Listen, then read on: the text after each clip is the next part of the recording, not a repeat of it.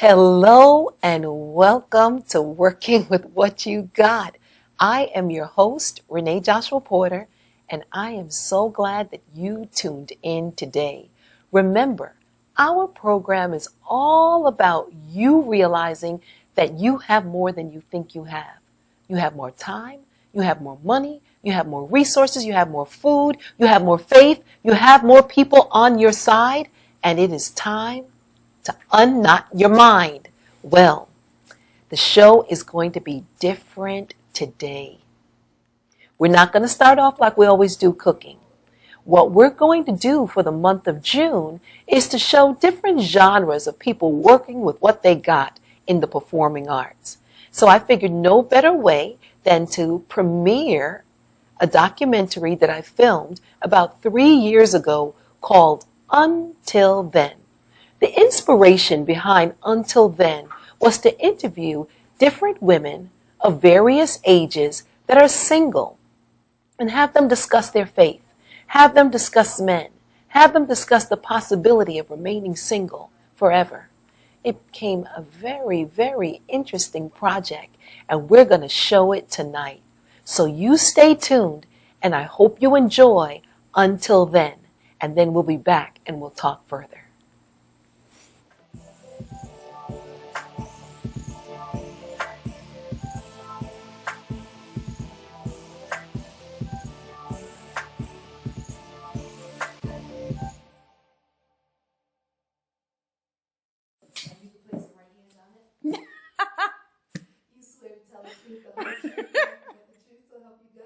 Yes.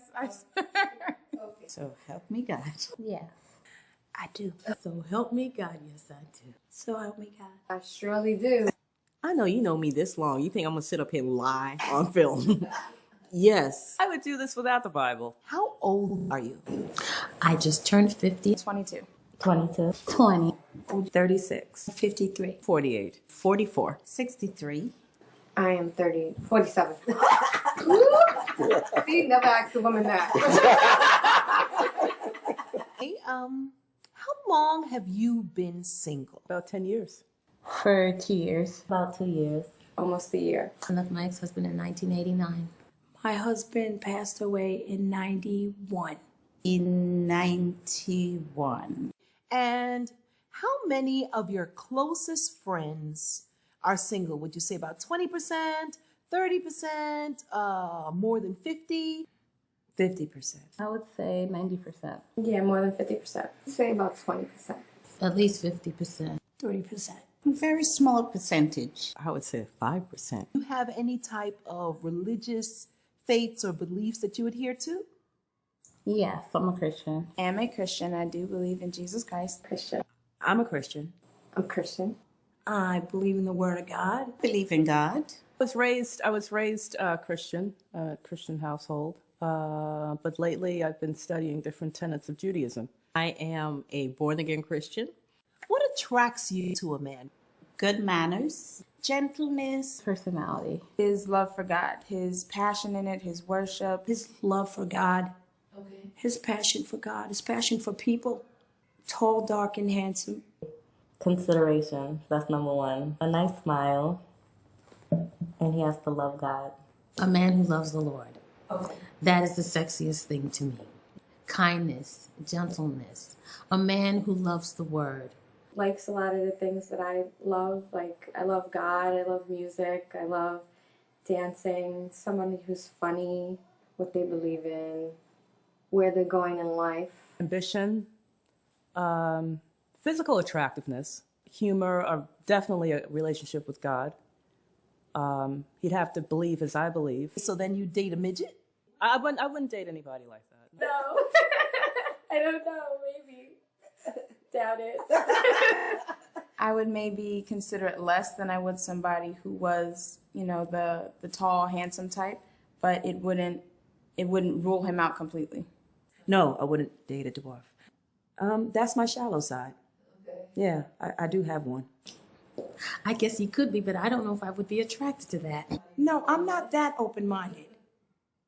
I'm not that open-minded. I can get at least 20 of them in my car. Okay. And what do you do to make yourself more attractive? I don't know. I don't think I really do anything. I just be myself. I'm happy, smile a lot, try not to be down, you know. That humor for me makes me attractive. When I'm in a good state of mind, I feel more attractive. If you're going to be attracted to me, you're just going to be attracted to me anyway. Because if you meet me at a party and I'm all dolled up, wow, she looks great, whatever, that's not what I look like at 8 o'clock in the morning. Superficially, you know, that's grooming, that's dressing, right? That's the superficial side. I've learned, and it's been hard, but I've learned to be the difference, you know, to be what it is that that I want to create in my life. So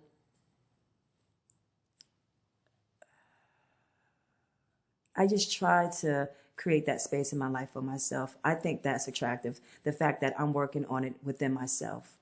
And it's not always hairstyle or the clothing that I'm wearing. Sometimes it's choice of words. Sometimes it's in silence. I find that to be attractive, just being the difference first. Do you see other women as competition? No. No. Not at all. No. No.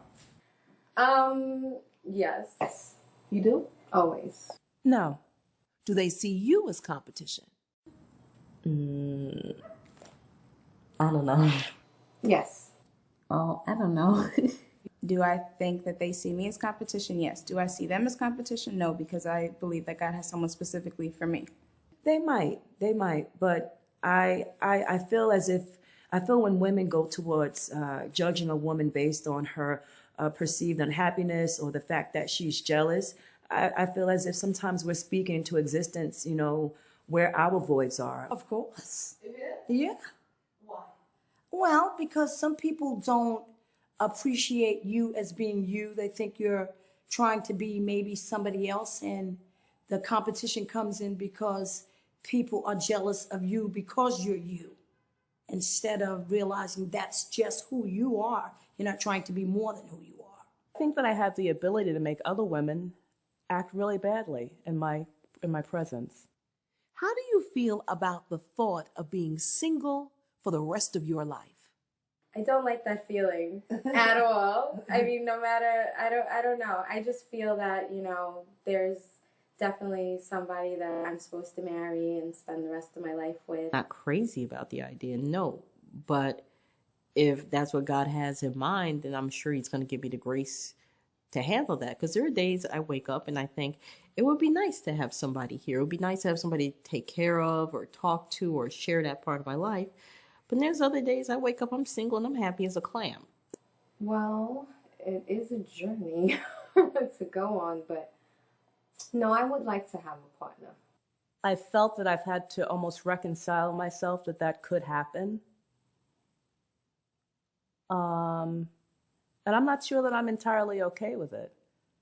I enjoy being with me. I enjoy my own company immensely. But I've thought about what it might be to be alone.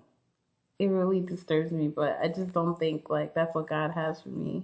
I don't look at it as something that is dreadful.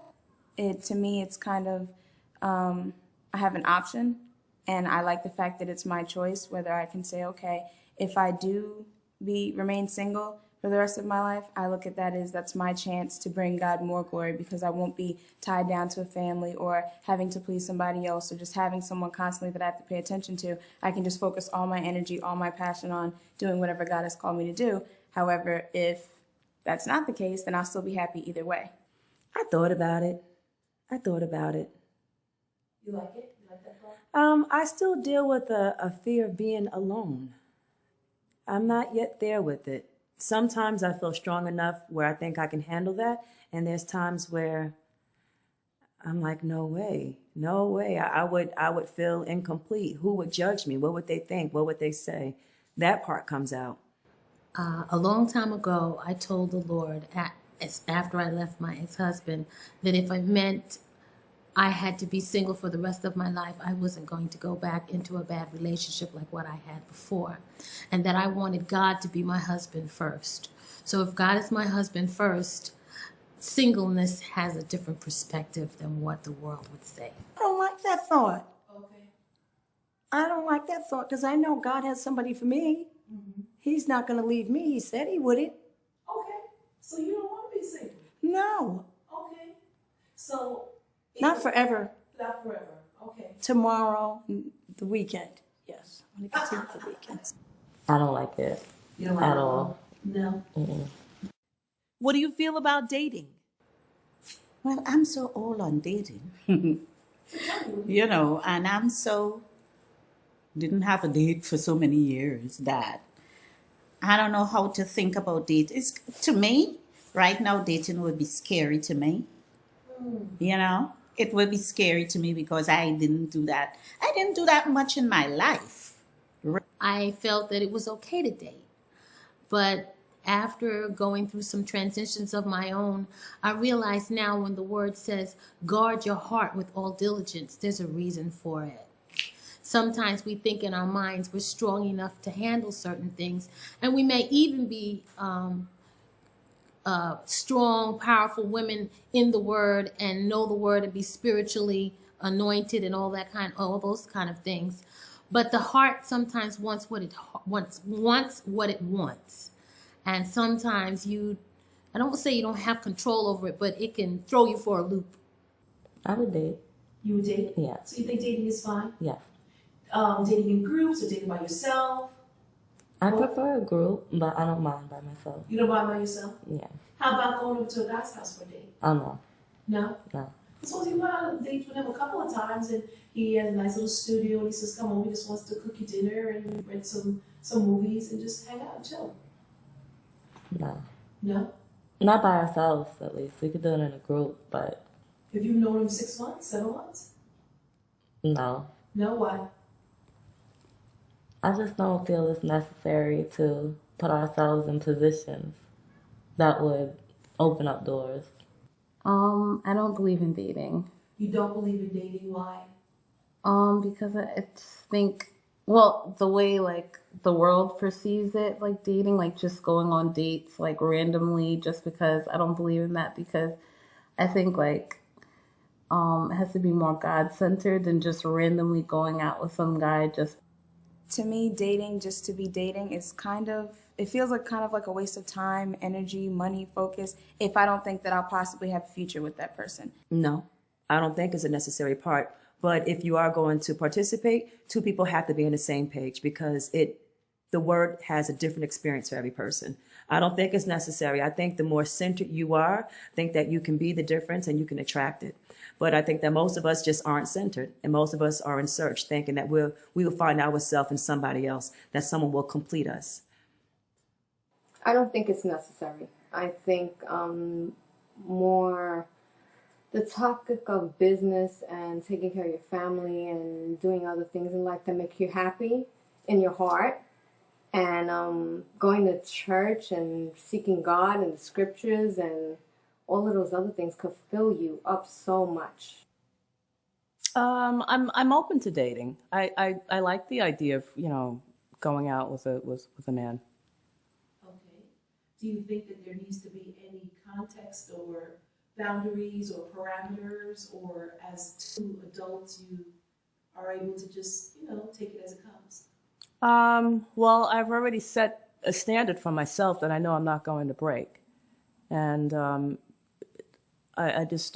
I wouldn't engage in premarital sex. Go out as friends, and if it turns into more, then it does. But I don't go out to say, all right, we're dating.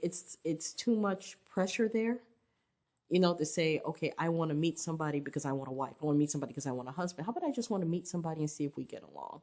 So even if it's not a husband or a wife, at least you met a new friend. And you guys have decided this is a committed relationship. How do you feel about kissing, about petting, about physical intimacy, not sexual intercourse, but just the intimacy of kissing and petting? I don't feel it should be done early in the dating stage, but I do feel that it'll lead to other things, especially if people are or have been intimate with other people, which is most people out there right now. Right. Well, I believe that you really can't play with fire and not expect to get burned. I feel like, there has to be a boundary with it, But I like physical intimacy. I like to snuggle, But unfortunately, I just feel like you have to lay out the game plan with men. And even still, you can fail. It is very loving. I think it is very comfortable and comforting, and it's special. It's very special. Because I don't know where I stand as a Christian. You don't want to be too intimate. Okay. But I think holding hands, a kiss now and then, I don't know, if you get to know the person properly. I would have to say no, because that would be something that we would have discussed from the beginning. I think if it's not going to make them do something that they regret or make them fall into something that they believe is going to carry them away from their beliefs or from their morals, I think that it shouldn't be done. I think if they can handle it, if they can be able to restrain themselves at a certain point, like if it, keeps going and they can say stop, then it's okay with me. I find that sex, intimacy, touching, all of that is powerful, and I think that it can overwhelm the senses. And I think it's, unfortunately, reasons why people move to the next step. They're so overwhelmed with passion. It was great. And they try to make something long-term based off of that, but passion waxes and wanes. So then once that drops off, then there he is.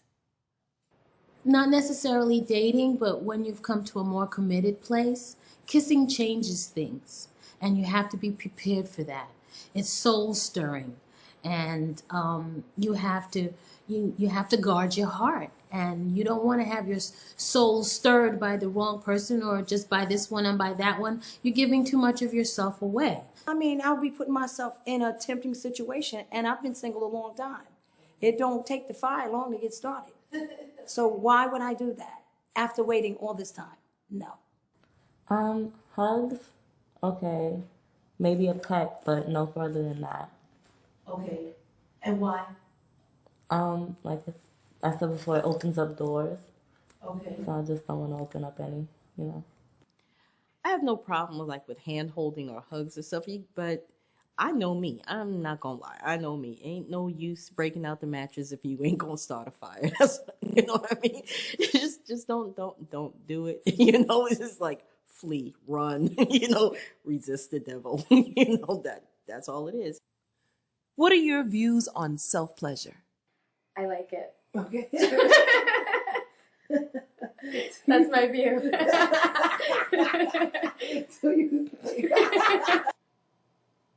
I run to my Bible. I think it's okay. Definitely not. It's selfish. Okay. Self-pleasure is selfish. It's about yourself. It's about pleasing yourself. And I don't believe that God is into that or wants us to really be into that kind of sexual stimulation. Worshiping God. Okay. I am worshiping him. I am staying in his presence. Morning, noon, night, and afternoon. Well, like the Bible says, put to death the flesh. So I think we should be putting to death those, youthful lusts. There are many preachers who preach against this, and I understand why. I don't think it's so much the physical act. I think it's the mental act. I think it's what you have to think about, what you have to imagine to get yourself there. And that's where the problem lies. Because once the imagination starts running, it's very hard to rein it back in. Very hard. However, I do indulge in dancing. That's my form of self-pleasure. That's how I live on the wild side. By very intense female friendships. I think many women would replace male relationships, I think, with their work. You know, like your female friends, they're your sisters, you hang out or whatever. But even with intense female relationships, there is that aspect of masculinity that's just not there. And that's really what you're missing. But I think when you throw yourself into your work, you know, and you focus on that, I've seen more women do that. And that's exactly what I'm trying to avoid. I don't know, I guess maybe in a way. I think it's harder to be, like, with my situation, it's harder for me to be around my friends that aren't single and see them interacting with, you know, their mate and their children. But to me, this is no replacement for the male-female dynamic. The absence of a man sometimes gets some women in a little trouble. Explain, if you can. Well, I'm real. I'm a woman. And if you get to like a friend at a certain degree, I think you have to be comfortable, because I always say, whether a man or whether a woman, this here is very sensitive. So you got to be very careful. And sometimes that's how some people get into, you know, stuff that they shouldn't get into. That could possibly happen. I can't say that it's happened to me, but I can see it happening. I never really thought about that. I could say yeah. I could see. I don't know. Do you think there's ever a problem with that? No. No? No. You don't think there's any potential problems with it? I mean, I don't really see any. Yeah, some do, yeah. Do you think there's any problem with that? It depends on the friend. Like, if the friend is married, then it's probably a problem. But if it's, you know, you both are single, I think it's okay. Of course. Yeah? Of course. Do you think anything right or wrong about that? How do you feel about that? I just say be honest with yourself first and foremost. Know exactly what it is that you're doing. You know, and then there's the opposite. You have women who need to only be around a man who don't believe in having female friends. I think that there's a centeredness that we should always maintain in all facets of our life. Do you see any harm or danger in that? If it's too often and it's purposely to take the place of a man, I kind of do see a slight problem with it, because then it might lead to them becoming a lesbian, maybe, and I don't believe in that, or I don't believe it's right. Women, since we are so much alike, that we understand each other better, in a sense, but we have to watch out for the other levels that we're not supposed to go into. Yeah, Example. Give me an example. Well, there's attractions now that are happening, and that's like not the way to go. The temptations or things that people are viewing in life right now, that it's not.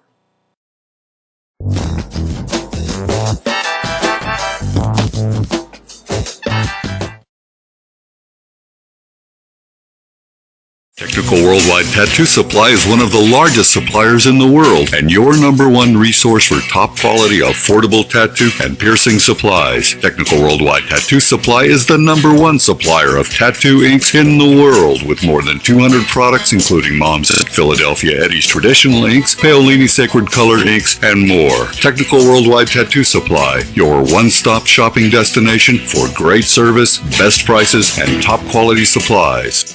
Coney Island Carlos vintage wines and premium spirits are undeniably distinctive, selected for their unique, memorable flavor. Coney Island Carlos vintage wines and premium spirits are delivered to you in beautifully designed bottles featuring limited edition artwork. Coney Island Carlos vintage wines and premium spirits are available at affordable prices in fine restaurants, bars, and liquor stores. Or check www.coneyislandcarlo.com for availability. Technical Worldwide Tattoo Supply is one of the largest suppliers in the world and your number one resource for top quality, affordable tattoo and piercing supplies. Technical Worldwide Tattoo Supply is the number one supplier of tattoo inks in the world with more than 200 products including Mom's Ink, Philadelphia Eddie's Traditional Inks, Paolini Sacred Color Inks, and more. Technical Worldwide Tattoo Supply, your one-stop shopping destination for great service, best prices, and top quality supplies.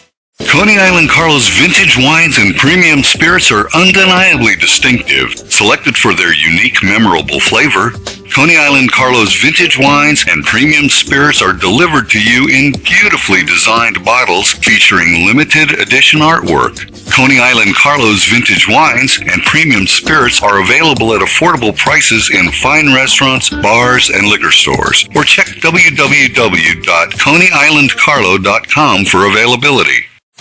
It never should be the way, actually. What is a soul tie? The result of an event that occurred sexually with someone, and there are things that were a part of them that have now become a part of you because you had sexual relations and that was the tie that happened, and it will remain there for a very long time. I have my daughter, and my daughter, kids get silly, and I didn't see or hear from my daughter for a long time. I'm stringing my heart towards her. My relationship with my daughter is like a soul tie to me. I don't know if I'm right or wrong, but I just feel that a string in your heart holding on to someone. I think, to me, it's being connected emotionally. You are emotionally connected. Male, female, female, female, male. Oh, both. You can have a soul tie with both. A soul tie, I think this happens in the spiritual realm. Soul ties aren't necessarily a good thing. I mean, you're bound to somebody for maybe all the wrong reasons. I think it's somebody who just becomes such a part of you that you can't get them out of your head, you can't get them out of your heart, it's more like an addiction, I would say, than a relationship. Because that person could be far away, you haven't seen them in years, but when you see them, you get that same adrenaline and stuff running. I mean, this person is still in your system. Someone who you're like intensely connected to and you can't really like break away from them even if you want to. What would be the greatest lessons you learned as a single woman? You will survive. You will survive. It's scary at first, especially because I met my ex-husband when I was young. So I went basically from my father's house to living with my husband. I really didn't have a lot of time to live on my own. And then when I got divorced, my mother was like, "Oh, what are you going to do about work? Where are you going to live? Where are you going to do this?" And it's all it is, what are you going to do? And I had read this book called Crazy Time. And it said, before you were married, you'd never been married before. Before you had kids, you'd never had kids before. You got through this, you'll get through this. And it was true. It was just another phase. And it'll be hard. I had to learn things. I had to learn how to change my own oil in the car. I had to go back and learn about bills and insurance and this, because basically I let my ex-husband do everything. But I learned. And the world wasn't so scary anymore. It wasn't some place that was going to swallow me up and it's, gloom, despair, and misery on me. Anything can be learned, and you will survive. Just respecting that we all have unique experiences and that having a faith base to filter that experience so that the honesty and the truth comes out. That has been my biggest lesson. The fact that, the people who I'm closest with, our faith-based, are shared. A little more self-control, but to pray more before I actually do things and think a little bit more. That's probably the lessons that I've learned, that not to rush into things, but to take it slow. Education is definitely number one. No matter where you get it throughout your whole life, even now I want to go back to study. I want to continue to find out what else I want to do, because it's not finished. It doesn't end. What is one of the biggest mistakes that you've made as a single?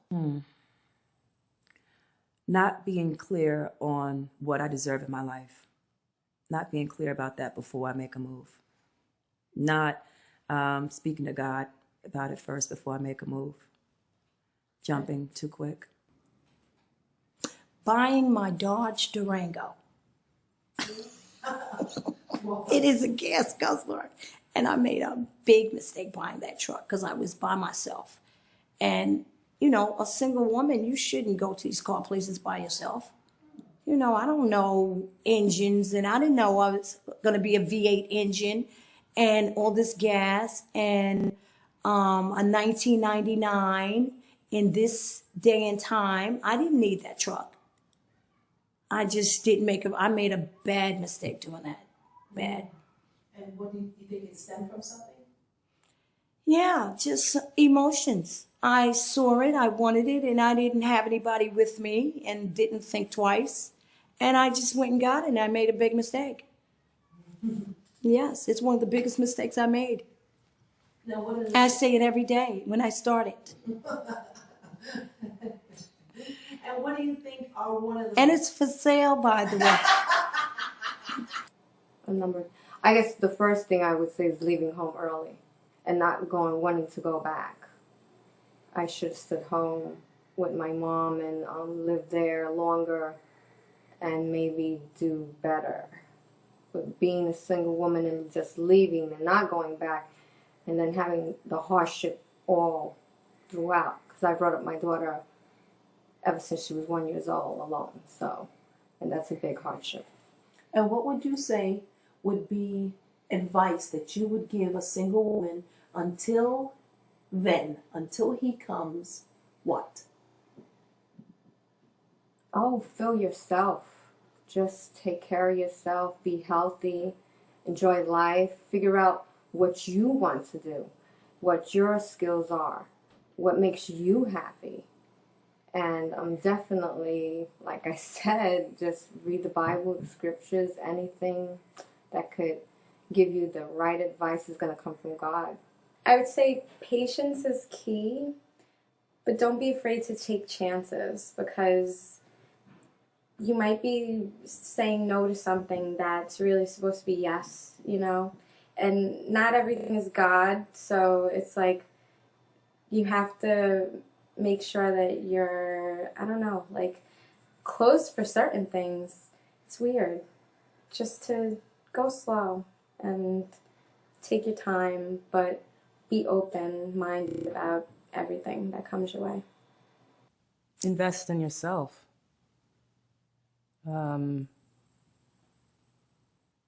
You can't put your all, and you can't invest in another person before knowing yourself and really, knowing yourself and having a relationship with your maker.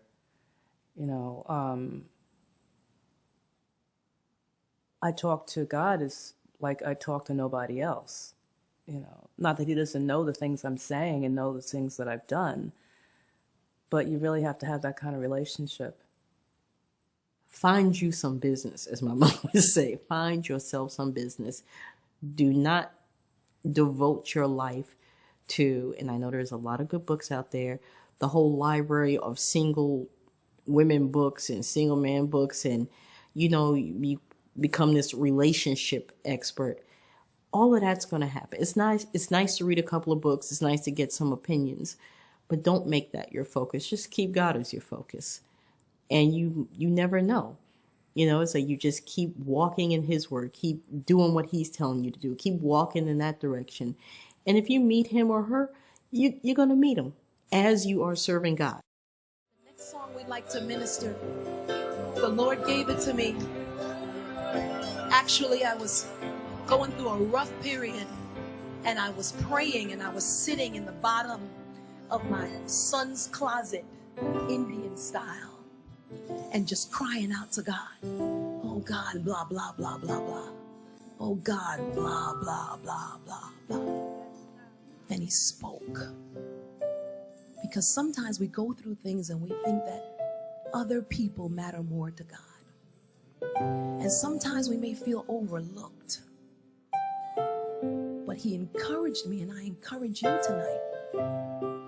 Because he said, doesn't matter who in his arms he's holding. Doesn't matter who he stops to heal. Doesn't matter how many prayers he answers. There's still space in his arms for me. Doesn't matter who he needs to comfort. Doesn't matter who's lost that he finds.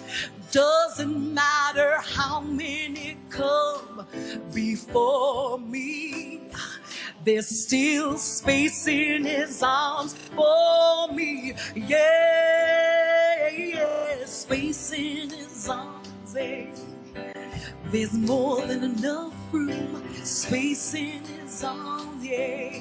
Plenty of room, yes, there is space in his arms, yeah. Space in his arms for me. Doesn't matter who in his arms he's holding. Doesn't matter who he stops to heal. Doesn't matter how many prayers he answers. There's still space in his arms for me. Doesn't matter who he needs to comfort. Doesn't matter who's lost that he finds. Doesn't matter how many come before me. There's still space in his arms for me. Yeah, yeah, yeah. Space in his arms. Oh, there's more than enough room. Space in his arms. Plenty of room, plenty of room, plenty of room. Space in his arms. Oh, plenty of room, plenty of room. Space in his arms for me. Oh, space in. We are back. You've tuned in to Working with What You Got. I'm your host, Renee Joshua Porter, and you just saw the premiere of my documentary, Until Then. It was an interview with single women talking about their faith, talking about men, talking about the possibility of staying single. And I actually have two of the volunteers on the line. I have Talia. She's on the line. Talia, say hello to the people. Hi, how are you? Okay. And I also have Kim. Kim's on the line. Kim, hello, Renee. Hello, Working with What You Got audience. Okay. Now, do you want to share with the audience, since we've shot that documentary, are there anything that you would change, or what are your views still when it comes to being single? I'm glad that I got both of you because you both had some very poignant statements that you made. I remember, Talia, you gave a statement where you said, I have the ability to make other women act really ugly. I mean, somebody might say that's kind of conceited or it's narcissistic, but I thought it was actually very honest. So, Talia, you want to expound upon that? I found out a couple of things about myself as I've gotten older, and I've actually come into who I am as a woman. And I stand by that statement that I can make women act very ugly, and women it's across socioeconomic lines.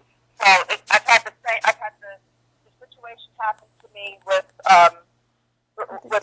people of a certain education level, income level, and even race.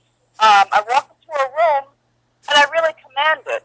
And this isn't something that I was born with, or maybe I was and I just didn't discover it. And I'm outgoing. Sometimes I am shy. Sometimes I'm a little withdrawn. But for the most part, I know who I am, and I really embrace who I am, and I make people laugh, and I have really no fear, and that puts people off. I've been accused of maybe being too flirtatious, and that's not even really a part of my situation with women. It's just women can't stand when I smile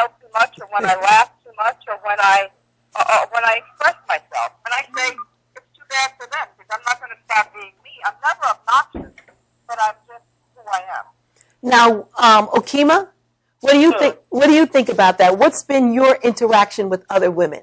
What have you found? You heard what Talia said. Yes, absolutely. And I would say that right now, at my age, because it's going to be my birthday in a couple of weeks here, and I'm going to be 48. So I think my interactions with women, I'm really starting to pay attention to generational interactions and where I'm at, and trying to remember where I was at when I was maybe 25 or 26, you know? Good point. And I think there's a lot of pressure in our society for women to remain ever youthful, ever young, and a lot of women get into the trap of trying to be forever 21. There's a difference between being youthful and vibrant and healthy, which can be done at any age, and then simply being immature or trying to dress like your daughter and speak like your daughter.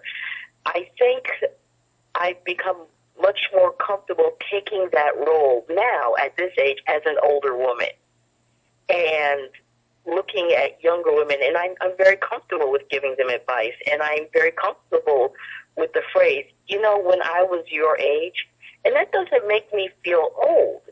It just makes me grateful that I have lived this long and God has gotten me this far, and I have learned some things along the way. Okay, so let me ask you both something. Talia, can you hear me? Yes, I can. Okay, and Kim, you can hear me. Let me ask you something. How do you feel as women of faith? Should your view on being single be different than a woman who maybe doesn't subscribe to the faith that you have, that's not Christian, that, maybe just has a different mindset? What should be different? Should you navigate differently? And do you see it being done? Who wants to answer first? I'll go. I would say, yes, there absolutely should be a difference. There should be a difference in your standards as far as what you're looking for in a mate. There should be a difference in how the relationship should go, what you're looking for.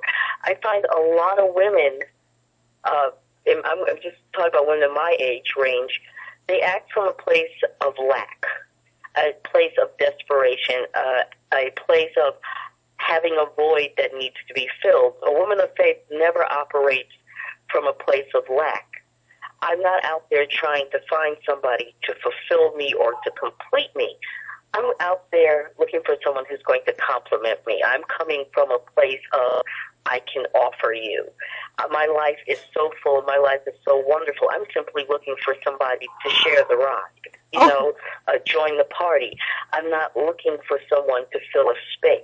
Well, let me ask you, I don't mean to interrupt you, but you arrived at that, right, Kim? Oh, absolutely. Absolutely. You definitely arrive at it.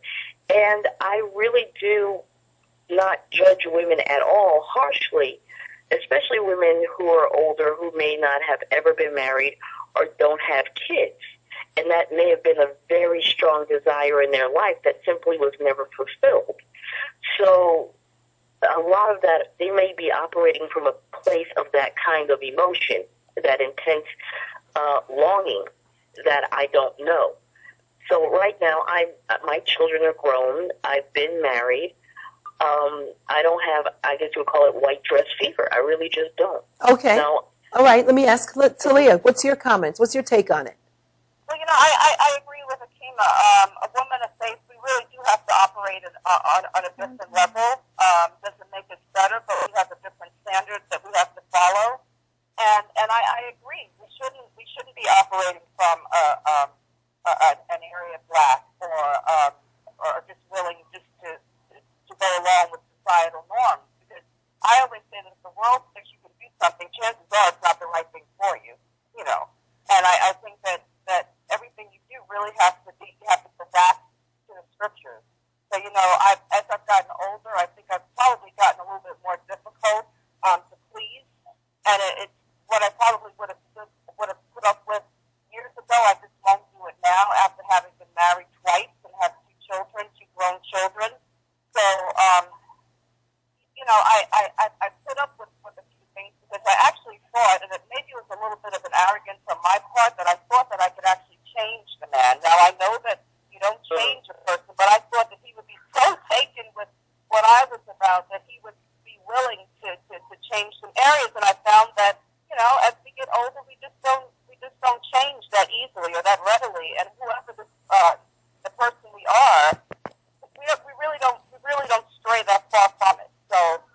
a great point. That's a really good point. Who we are, we don't stray that far from it. Well, we're going to take a commercial, but when we come back, because I know you guys are kind of in my age group, even though you're older than me. Okay, that's okay. And when we come back, I'm going to ask Milani to join in the conversation because she's a whole nother generation. And a lot of times she thinks that our view is from a view that's kind of lopsided. So I would just like to hear her take on it when we come back after this commercial, okay? We'll be right back.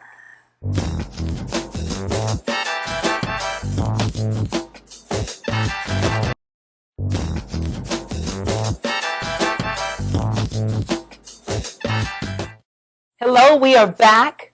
You've tuned in to Working with What You Got. I'm your host, Renee Joshua Porter. We just viewed the documentary Until Then. It was a conversation with single women about faith, about men, about the possibility of remaining single. And I have two of our participants, Talea and Kim, on the line. And they're talking about their views about being single. And they are, although very savvy and also very attractive and dynamic, they are also in my age range. So it might be a little lopsided. So I've invited Milani into the conversation. Milani, as we talk, we want to see your take on it. Okay, let me just tell you this. Before the break, Milani said, I don't want to talk about relationships with you because I'm her mother. So Milani, can you get past that? Sure. And just say, based on the film, you saw the film, what are your take? What about it was interesting? Were there some things you agreed with, some things you didn't agree, some things you wanted to see covered? What are your thoughts? I think I wanted to see, first of all, I love the documentary. I think it was great, and I really appreciated the commentary from all of the women. Okay. I think I would have liked to see, some perspective on how they feel about all of the relationship material, advice, guidance is always geared towards women. And that's something that I have an issue with because I feel like we're pressured to be perfect and men are allowed to be subpar. And I have an issue with that because if we're always trying to modify and correct ourselves, we want to be with someone who's also on a quest for self-improvement. It can't be lopsided. I can't be constantly trying to improve and better myself if you're not doing the same. And I feel like that's not always addressed when we talk about singleness, especially in church and in faith. We don't really speak about the duties of a man and who he's supposed to be. It's always what the women do wrong, what the women need to do to change themselves. And that's something I don't agree with. Okay, but it might be arguable, but it's pretty much a male-dominated society. So, that's going to be a perspective. And that doesn't make us less than or make us inferior. It's just a perspective. I mean, ladies, do you want to chime in? You heard what she said. You have any thoughts on that? Yeah, I would say that in a way, I do agree with Milani a little bit. Yes, Kim's talking. Women are under more pressure to keep themselves up, keep themselves pretty, we're always on this quest for perfection. I think culturally, that's almost instilled in us. We have beauty contests for women. We don't have beauty contests for men. Women are almost culturalized to compete and improve, whereas men, like she said, it's almost we have to accept them as they are to prove how loving and forgiving and understanding we are. And some of us get into a lot of trouble with that because we will pick up subpar men in the hopes I call it the one-man mission field, that we're going to take this guy and we're going to, he has potential. Well, no, you don't want somebody with potential. You want somebody who's already there. In a garden, God didn't send Eve when Adam had potential. It's when he was finished and when he was completed and when he had proved himself, that's when Eve came along. Okay, hold on. Hold on 1 second. I just want to throw it out there because we're not coming from a place of, and I don't feel like this is how you were saying it, Wills, because I totally agree with, I happen to call Kim Wills, so if you don't wonder who I'm talking about. Well, we're not coming from that place because I totally agree with what you're saying. We're not coming from a male bashing place by any sense. No, right? No, not at all. So how do you tweak it, Milani? How do you tweak it when, from your generation, what do you see that Christian single women are facing now in your generation? In my opinion, I think the main issue that young Christian women are struggling with is knowing how far you can go with someone without committing sin. I think that's the main issue that a lot of women deal with.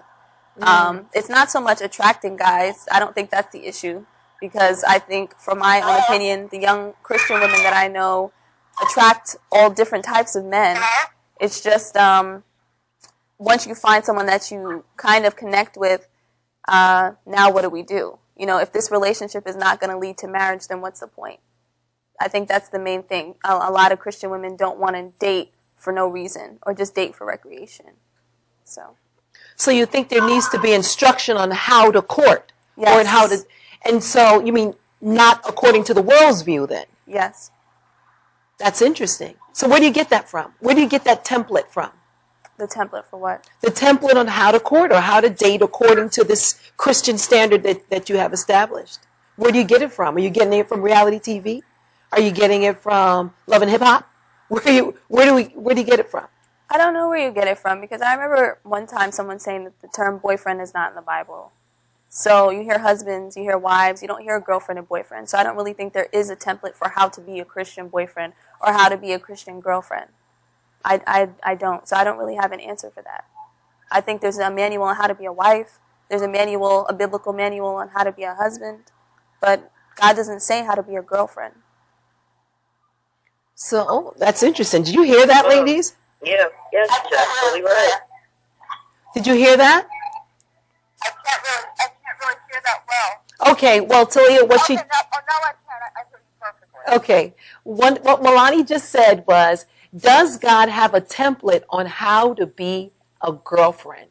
Does he have a template on how to be a boyfriend? Now, what I could say is there may not be a template or a chapter that says this is the boyfriend chapter or this is the girlfriend chapter, but it does talk about how to be an individual that's in right standing with him.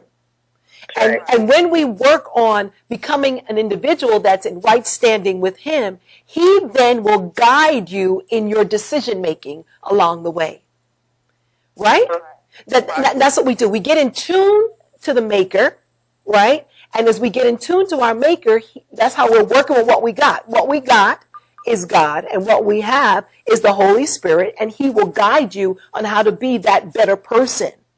And as you're that better person, then you will know along the way. I think what happens is we still try to fit it into the mold of what the world says, and that's where we get frustrated. Right, absolutely. That's where the frustration comes. Well, you know what? We can continue to talk. I want to hear more about it. I want to hear more from you. Please join us. You can tune in to my website, www.burningbushfamily.com. I would love to get your emails. You can see me on Facebook. You can see our page, Working with What You Got. I know that you have a lot to say. We want to hear from you. I want to hear from Christians that are single. I want to hear from non-Christians that are single. I just want to hear your opinion. We want to hear from men. We want to hear from women. We want to hear what you have to say about that. I hope you really enjoyed yourself. And remember, free your mind and the rest will follow. See you next week.